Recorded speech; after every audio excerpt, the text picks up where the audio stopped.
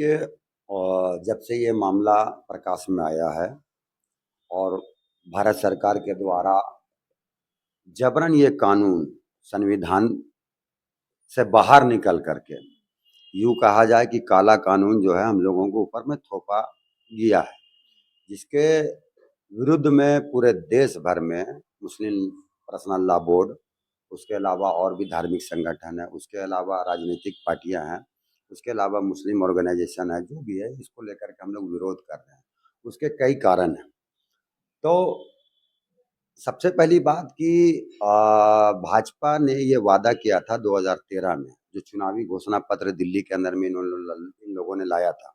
इन लोगों ने कहा था स्पष्ट रूप से कि जब भी हम वक्फ बोर्ड के मामले में कुछ निर्णय लेंगे, संविधान बनाने के मामले में, उसको डेवलपमेंट के मामला में, तो माने भाजपा जो है वो मुस्लिम बुद्धिजीवियों से और मुस्लिम लीडरशिप से मैं इसका मतलब जानकारी लूंगा और उससे विचार विमर्श करूंगा, उसके बाद इस पर कानून बनाया जाएगा।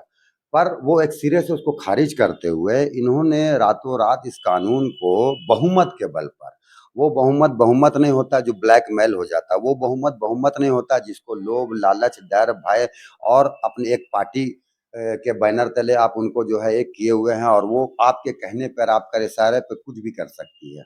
ये वही हुआ है कि ये कानून बनाने के वक्त पर बहुमत के बल पर जो है ये कानून मुसलमानों के ऊपर में जबरन थोप दिया गया, जिसमें 14, 15, 25 और 26 का जो है संविधान का उल्लंघन हुआ है।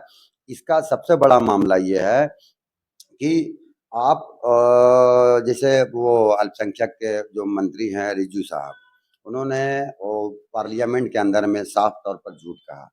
ये हम उस तरह बता सकते हैं कि उन्होंने कहा कि जब एक व्यक्ति अपना जमीन को रजिस्ट्री करने के लिए गया, तो वो आदमी को रजिस्ट्रार ने कहा कि भाई ये जमीन जो है वक्फ की संपत्ति है और 1500 साल पुराना वो गांव है।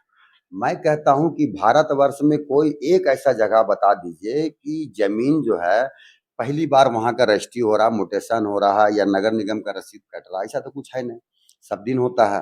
तो 1500 साल में कोई एक आदमी जाएगा रजिस्ट्री कराने के लिए, तो ये दिग्भ्रमित किया जाए। मुसलमानों महिलाओं की सम्मान की बात की जा रही है। अभी यहाँ झारखंड में ले लीजिए, तबरेज अंसारी की बेवा अपना अधिकार के लिए दर दर की ठोकरें खा रही है। अलाउद्दीन अंसारी की बेवा दर दर की ठोकरें खा रही है। वो अभी गुजरात वाला क्या मामला था, क्या नाम था लेडीज का, गुजरात वाली बिल्किस बानो का मामला बहुत हाईलाइट है, पूरा विश्व भर में इसको मामला को जाना गया। तो वो न्याय पाने के लिए उम्र वो अपने गुजार दी, लास्ट में वो मतलब कि दुनिया से रुखसत कर गई। तो जो महिलाओं की सम्मान देने की बात कर रहे हैं, वो इन में महिलाओं के लिए क्यों नहीं सोचते हैं, जो जो दर दर अपने मतलब अधिकार के लिए, अपना शिक्षा के लिए, अपनी सुरक्षा के लिए, अपने अधिकार पाने के लिए आपके पास मतलब कि आपसे पेशी जा रहे हैं, आपके पास जा रहे हैं और आप उसके लिए कभी कुछ किए नहीं हैं।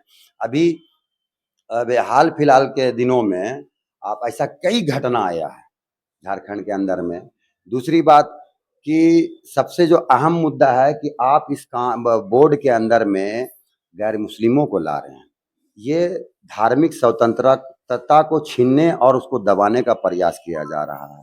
मेरा कहना है साफ तौर पर, क्या कोई मुस्लिम को, चाहे वो हिंदू टेम्पल हो या क्रिश्चियन का बोर्ड हो, उस पर मेरा अधिकार कैसे? आप मुसलमानों की डेवलपमेंट की बात कर रहे हैं तो मेरी प्रॉपर्टी से आप डेवलपमेंट की बात कर रहे हैं, जबकि सरकार ने ऐसी कई योजना लाए हैं, चाहे वो शिक्षा के ऊपर हो, रोजगार के ऊपर हो, चाहे छात्रवृत्ति देने की बात हो, मौलाना आजाद फाउंडेशन हो, चाहे आपका रोजगार देने की बात हो, तो वो तमाम जो योजना भारत भाजपा ने लाई है वो अभी बंद है या धरातल में काम नहीं कर रही है। आप उस योजना को, जिससे भारत का लोग को मतलब आर्थिक रूप से, शैक्षणिक रूप से उनको डेवलपमेंट होता है, उस योजनाओं पे बात नहीं कर रहे हैं। उस योजनाओं को आप धरातल से खत्म कर रहे हैं। आप हमारे जो अधिकार की बात कर रहे हैं उससे साफ तौर पर झलकता है ये एक राजनीतिक प्रोपगंडा है। आप एक बहुसंख्यक समाज को खुश करना चाह रहे हैं और मुसलमानों को जो है नीचा दिखाना चाहते हैं, दोयम दर्ज का नागरिक आप बनाना चाह रहे हैं और आप अपना वोट बैंक की राजनीति कर रहे हैं। यही प्रतीत होता है ये तमाम जो एक्ट वगैरह, कानून वगैरह लाया गया है, इससे मुसलमानों का कोई भला नहीं होने जा रहा। अली भाई ने भी पहले बताया इस मामला को लेकर के, जो संपत्तियां हमारा जैसे कब्रिस्तान का चीज है, अब वहां पर मुर्दा दफनाने की जगह हम बिल्डिंग तो बना नहीं सकते, बिल्डिंग नहीं बना सकते। जहाँ डेवलपमेंट की बात है, तो पहले से एक योजना चलता था, ये नबार्ड के अंतर्गत जो है उस जमीन पे प्रॉपर्टी में सरकार जो है वो लोन दे सकती थी। लोन दे करके उसको डेवलपमेंट करते, उसको उसमें बिल्डिंग बनाते हैं, उसमें आपका रोजगार देते किसी को, उसके लिए कॉलेज यूनिवर्सिटी बनाते। तो आप तो ये काम कभी किए नहीं। और आज जो है सिर्फ दिग्भ्रमित करके लोगों को, आप मुसलमानों की प्रॉपर्टी को छीन करके, और ये सिर्फ हमारी प्रॉपर्टी नहीं नज़र में है, ये कल आप जो मंदिर की ज़मीन है, जो क्रिश्चियन की ज़मीन है, या फिर जो गुरुद्वारा की ज़मीन, ये सब ज़मीन छीनी जाएगी। समय लगेगा मगर छीनी सब की जाएगी। सच्चाई ये है कि ये जो है अडानी और अंबानी अपने मित्रों को जो है ये ज़मीन लूट करके हमारे और आपकी बाबा अजदादों की संपत्तियों को बेचना चाह रहे हैं। बेचे हैं, सरकारी संपत्ति कितना रुपया, 2 रुपया में रजिस्टर्ड कर देते हैं, ये बेच दे रहे हैं। चाहे आप बाबा रामदेव का नाम ले लीजिए, झारखंड के अंदर में एकड़ एकड़ का जमीन जो है उनको रुपया 2 रुपया में दे दिया। उनके ट्रस्ट से समाज को क्या फायदा हो रहा है, ये बताने का प्रयास कोई करेगा? यही है मामला। झूठ का पर्दाफाश। Like share subscribe.